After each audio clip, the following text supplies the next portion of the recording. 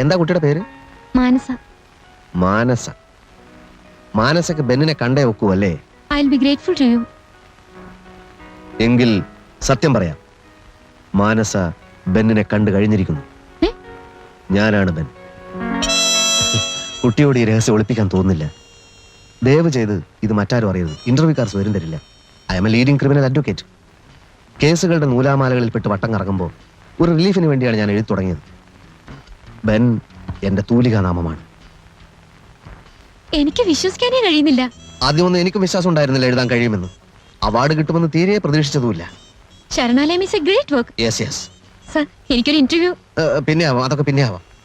പുതുതായി വല്ലത് എഴുതുന്നുണ്ടോ? രണ്ടാമത്തത് കഴിയാറായി. പേര്? പേര് പേര് നരിച്ചീറുകൾ. തീം എന്താണ് സർ? തീം തീം അത് ഈ നരികൾ ചീറുന്നതും ഒക്കെ ആയിട്ടുള്ള ചില സംഭവങ്ങളാണ്. നരിച്ചീറുകൾ. നരി ചേർന്നതോ? പറഞ്ഞ അത് നമുക്ക് പിന്നെ കാണാം.